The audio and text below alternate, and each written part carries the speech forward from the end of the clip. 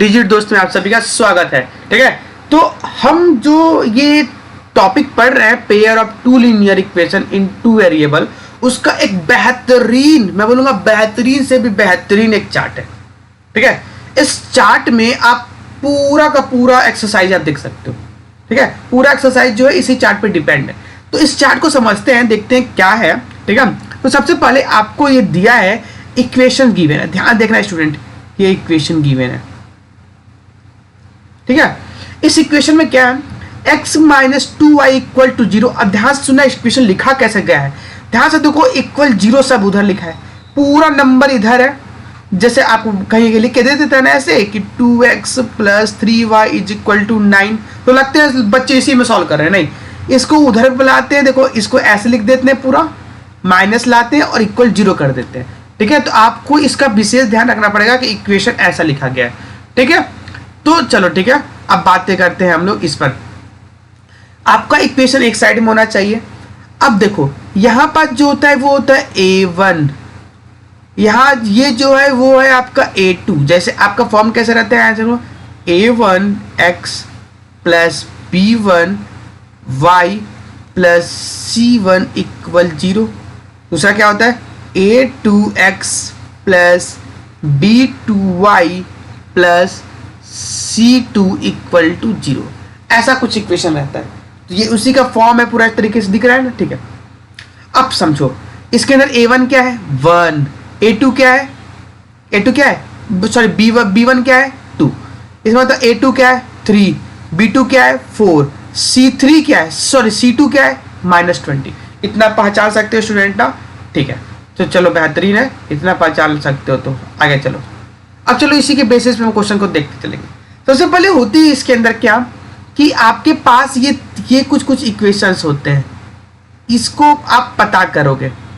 ठीक है, इस फॉर्म में बनाओगे इस इक्वेशन को, क्लियर, इसमें बनाओगे और फिर आप बताओगे कि अगर ऐसा कुछ हो रहा है तो ये इंटरसेक्टिंग लाइन है, ऐसा कुछ हो रहा है तो कोइंसिडेंट लाइन है, ऐसा कुछ हो रहा है तो ये क्या पैरेलल लाइन है, उसी के हिसाब से बताओगे। अच्छा मुझे एक बात बताओ, मुझे इंटरसेक्टिंग का मतलब क्या हुआ, ऐसा ये होता है इंटरसेक्टिंग, बीच में ऐसे कट करता हूं इंटरसेक्टिंग।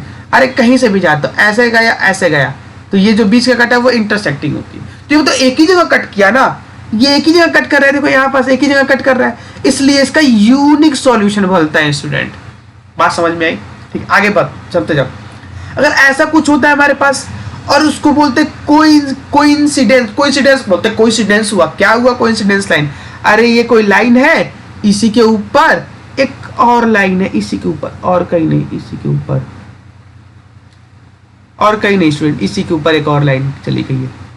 ठीक है, मतलब एक लाइन के ऊपर दूसरी लाइन। अब बताओ कितनी जगह से उसको काटा, एक लाइन के ऊपर दूसरी लाइन है तो भैया उसको सब जगह से काटते हुए चले जा रहा है, सब जगह से पूरा नंबर ही काट रहा है। आप कितना देखोगे, एक के ऊपर दूसरा लाइन से जा रहा है तो पूरा काटते ही चला जा रहा है ना, तो उसको हम बोलते भैया वो है आपका इनफाइनाइट सॉल्यूशन। क्या कौन सा सॉल्यूशन, इनफाइनाइट सॉल्यूशन।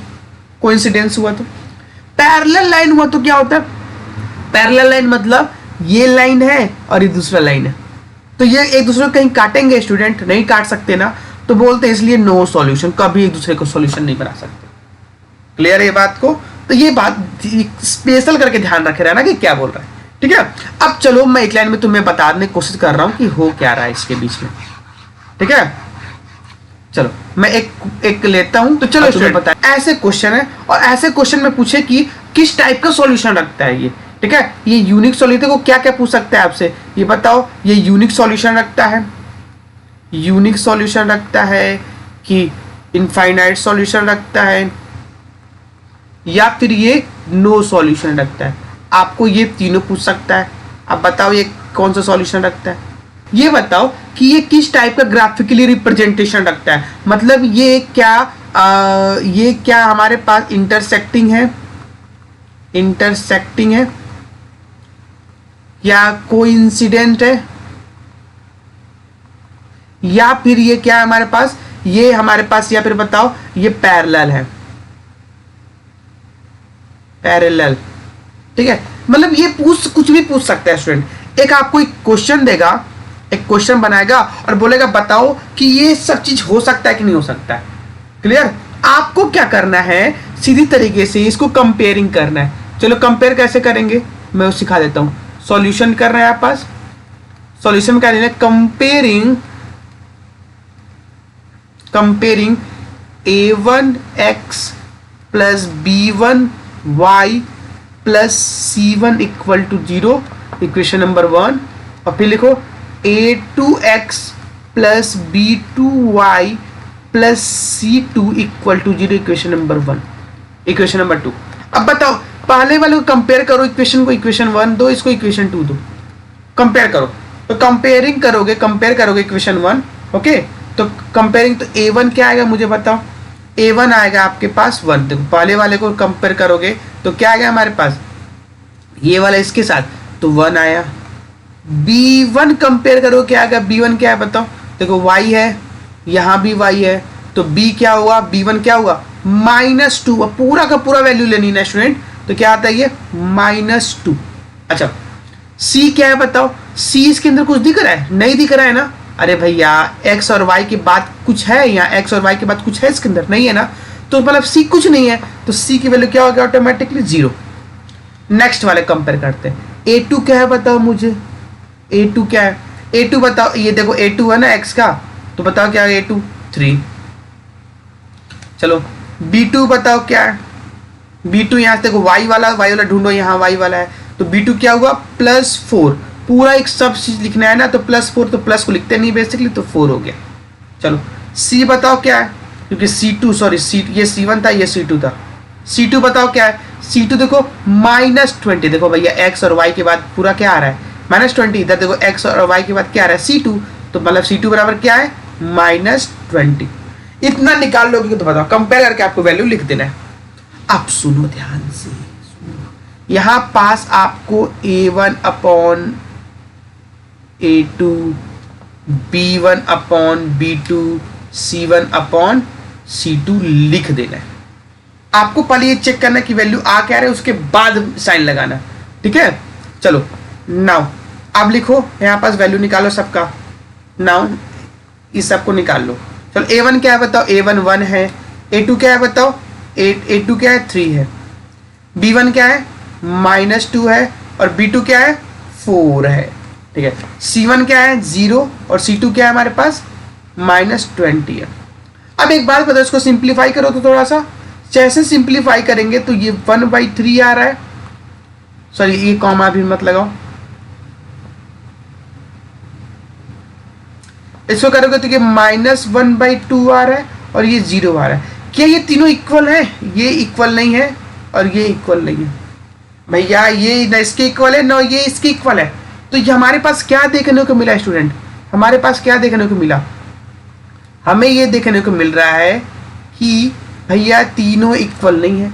और जब तीनों इक्वल नहीं है तो तीनों इक्वल वाला क्या भी बताया था, देखो तीनों इक्वल नहीं है क्या होता है, कोई इक्वल नहीं हो तो क्या हो जाता है हमारे पास इंटरसेक्टिंग पॉइंट होती है। तो ये क्या होती है हमारे पास, इतना इंटरसेक्टिंग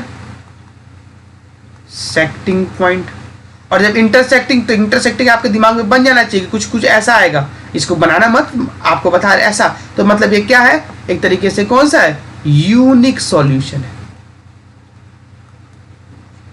आप बता पाओगे इसको यूनिक सॉल्यूशन, ठीक है।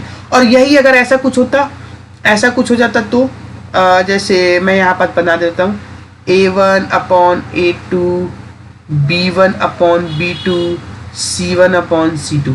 अब देखो मान जाओ ये सब इक्वल हो जाता, तो हमारे पास ये क्या हो जाता है, हमारे पास इनफाइनाइट सॉल्यूशन हो जाता। और इनफाइनाइट सॉल्यूशन किसके अंदर जाती है स्टूडेंट, जो एक दूसरे को बहुत नंबर पे कट करे, तभी तो इनफाइनाइट होगा ना, याद करो। तो ये क्या है हमारे पास, ऐसा कुछ होता तो कोइंसिडेंस केस बन जाएगा और इनफाइनाइट सॉल्यूशन हो जाएगा, ठीक है। अच्छा एक चीज और देखो, मान जो a1 अपॉन a2 आता और b1 अपॉन b2 होता और c1 अपॉन c2 होता, तो क्या करते इसको, मान ऐसा कुछ केस बनता तो क्या करते, मैं इसको मेरे शायद तक मेरे छिप रहा है, मैं बता दे रहा हूँ इसको, आप ये सबको लिख चुके होगे ना, तो मैं ये इधर बता देता हूँ, इसको इरेज कर रहा हूँ स्टूडेंट। मैं सारा एक सबको लिख देता हूँ, एक साथ सबको लिख देता हूँ, आपको अच्छे समझ में आ जाएगा। ध्यान समझो क्या होता है, कि A1 upon A2, B1 upon B2, C1 upon C2, ये 3 केस है। अगर इसके अंदर मान लो सब बराबर हो, सब बराबर है, इसका मतलब वो क्या हो जाएगा, इनफाइनाइट सॉल्यूशन की तरफ चला जाएगा। इनफाइनाइट सॉल्यूशन मतलब एक दूसरे के ऊपर कट करता है, इसका मतलब ये क्या है, कोइंसिडेंट। ठीक है, पहला केस। दूसरा केस क्या होगा बताओ इसका, अगर मान जाओ हमारे पास A1 upon A2, B1 upon B2 और C1 अपॉन C2 होता, मान जाओ ये दोनों इक्वल हुआ लेकिन ये अलग हो गया, लास्ट वाला सबसे अलग हो गया, सबसे लास्ट वाला, तो हम कुछ नहीं बोलेंगे इसको, भैया नो सॉल्यूशन, भाग यहां से। तो ये क्या है, पैरेलल, नो सॉल्यूशन पैरेलल, सबसे लास्ट वाला पैरेलल सॉल्यूशन, फेंको उसको, कुछ नहीं है, ऐसे बोलना। अब एक बात समझो, तीसरा केस A1 अपॉन A2, ये इंपॉर्टेंट होता है तीसरा केस ना, B1 अपॉन B2 और C1 अपॉन C2, मान लो ये इक्वल ना हो, मान लो ये इक्वल ना, अरे चलो लो और ये इक्वल हो जाए, फर्क नहीं पड़ता, ये इक्वल ना हो, ये इक्वल हो जाए, फर्क नहीं पड़ता। या फिर देखो एक केस ये बोल सकते हो, या फिर ऐसा भी कर सकते हो, तो कुछ ना हो तो ये क्या हो जाता है हमारे पास बेसिकली यूनिक सॉल्यूशन, क्या हो जाएगा, इंटरसेप्टिंग।